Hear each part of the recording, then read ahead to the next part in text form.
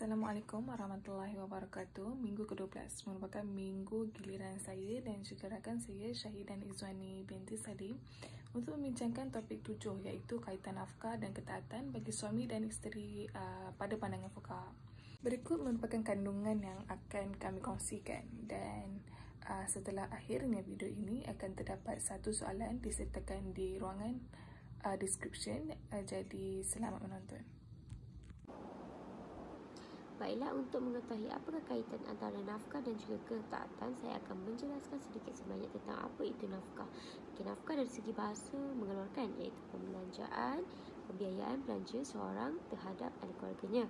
Pembelanjaan dekat sini termasuklah pakaian, makanan, keperluan tempat tinggal, pendidikan, perubatan, keagamaan dan juga sebagainya lah.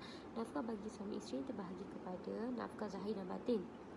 Nafkah oleh suami ni hukumnya adalah wajib dan perlu melihat kemampuan suami. Saya memetik ayat Al-Quran daripada surah An-Nisa ayat 24 yang di mana nafkah ini diwajibkan bagi pihak lelaki untuk isterinya, iaitu kaum lelaki itu adalah pemimpin yang bertanggungjawab terhadap kaum wanita, kerana Allah melebihkan sebahagian daripada mereka lelaki atas sebahagian yang lain wanita, kerana mereka lelaki menafkahkan sebahagian daripada harta mereka. Seterusnya, antara nafkah suami kepada isteri, salah satunya iaitu membeli pakaian kepada isteri, menyediakan tempat tinggal, membeli makanan dan minuman, serta menyediakan kelengkapan isteri. Okey, baiklah, kita akan memahami apa itu definisi ketaatan. Jadi, ketaatan dekat sini dari segi bahasa taat tu iaitu mendengar perintah dan menjauhi larangan.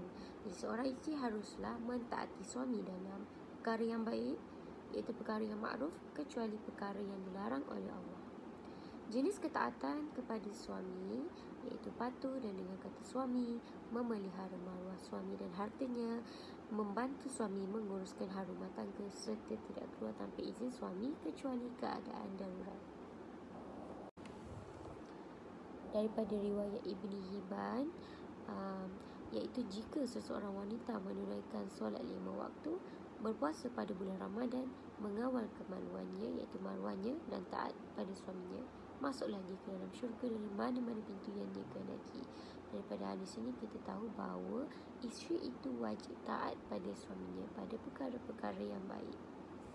Seterusnya, perkara yang akan dibincangkan adalah kaitan antara nafkah dan juga ketaatan bagi suami dan juga isteri pada pandangan fuqaha. Kaitan antara mereka adalah hak masing-masing, iaitu hak suami dan juga hak isteri. Okey, sekarang kita akan bincangkan tentang hak suami, iaitu satu tanggungjawab yang wajib dilaksanakan oleh seorang isteri dan tidak seharusnya diabaikan oleh mereka setelah berlakunya akad perkahwinan antara mereka berdua. Okey, hak utama yang akan dibincangkan adalah ketaatan, iaitu ketaatan isteri kepada suami. Okey, hukumnya adalah wajib ke atas semua isteri kepada suami mereka, dan menurut Wahbah Az-Zuhaili menyatakan bahawa seorang isteri perlu taat kepada suaminya dalam aspek makruf kerana suami merupakan ketua keluarga dan juga tuan yang perlu ditaati. Akan tetapi isteri tidak perlu ataupun tidak wajib taat kepada seorang suami apabila disuruh melakukan perkara yang mungkar, serta tidak boleh menandingi ketaatan suami mereka daripada Allah dan juga Rasul. Kita teruskan dengan hak sebagai seorang isteri. Okey, hak isteri juga mempunyai hak sebagaimana suami mendapatkan hak selepas berlangsungnya akad perkahwinan. Hal ini demikian kerana tanggungjawab seorang wali seperti ayah mereka atau bapa saudara mereka telah bertukar tangan kepada suami yang perlu diteruskan untuk menjaga dan melindungi mereka. Okey, hak utama yang akan dibincangkan adalah nafkah. Nafkah yang perlu diberikan oleh suami kepada isteri. Abdul Rahman Az-Zahiri telah membagikan nafkah kepada 3, iaitu makanan, pakaian dan juga tempat tinggal, dan juga Ibnu Rushd telah membagikan nafkah kepada 2 perkara, iaitu makanan dan juga pakaian. Nabi SAW juga telah berfirman yang bermaksud mukmin yang sempurna imannya adalah sebaik-baik budi pekertinya, dan sebaik-baik budi pekertinya adalah baik kepada isterinya. Dan ini menunjukkan bahawa menjaga isteri dan juga memberi nafkah kepada mereka adalah satu perkara yang sangat dituntut oleh Nabi SAW. Dan juga menurut Muhammad Mahmud Syafi'i, beliau telah mentarifkan sebagai apa yang dihajati oleh isterinya, ataupun mahunya perkara-perkara seperti pakaian, tempat tinggal, tempat tidur, pembantu rumah, perlu merupakan menjadi satu tanggungjawab kepada suami untuk memberikan kepada mereka. Akibat tidak memberi nafkah dan ketaatan, suami dan isteri boleh dianggap nusyus. Nusyus di sini yang bermaksud masing-masing melanggar atau mengingkari tanggungjawab masing-masing pada pasangan mereka.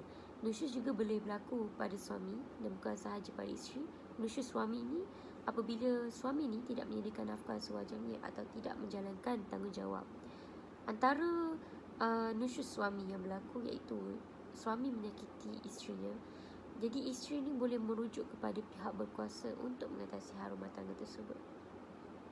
Manakala nusyus isteri pula, isteri ini tidak mendengar kata suami atau tidak mentaati suaminya, seperti meneging suami keluar rumah tanpa izin dan sebagainya lah. Nusyus ni memberi kesan kepada hukum nafkah. Seorang suami tidak wajib memberi nafkah kepada isteri yang nusyus. Misalnya, apa yang menyebabkan nusyus isteri ni apabila si isteri ni enggan duduk di rumah yang dipilih oleh suami tanpa sebab munasabah, akan hilang hak dalam nafkah. Okey, kita teruskan dengan pandangan fuqaha. Sekiranya hak suami tidak diberikan, iaitu apabila nusyusnya seorang isteri. Okey, ini disertakan satu contoh keadaan, iaitu apabila isteri ingin keluar melawat rumah orang tuanya tanpa kebenaran suami. Okey, kita di sini terbagi kepada dua pandangan, iaitu Imam Hanafi dan juga Imam Syafi'i dan juga Hanbali. Bagi Imam Hanafi, berpendapat bahawa isteri mempunyai hak untuk melawat rumah orang tuanya setiap minggu ataupun bila-bila masa yang diinginkan, sama ada melalui keizinan ataupun tidak, dan ianya tidak dianggap ataupun tidak disabitkan sebagai nusyus. Akan tetapi bagi pandangan Imam Syafi'i dan juga Hanbali menyatakan bahawa seorang isteri tidak berhak untuk melawat rumah orang tuanya sekiranya tiada keizinan suami terlebih dahulu, dengan tujuan untuk lawatan biasa ataupun menziarahi mereka, ataupun untuk melawat mereka setelah meninggal dunia. Okey, seterusnya iaitu nusyus seorang suami apabila tidak melaksanakan hak isteri, iaitu seperti tidak memberi nafkah kepada mereka. Okey, isteri mempunyai hak untuk mempertahankan maruah diri serta kemuliaan diri mereka daripada terus diabaikan.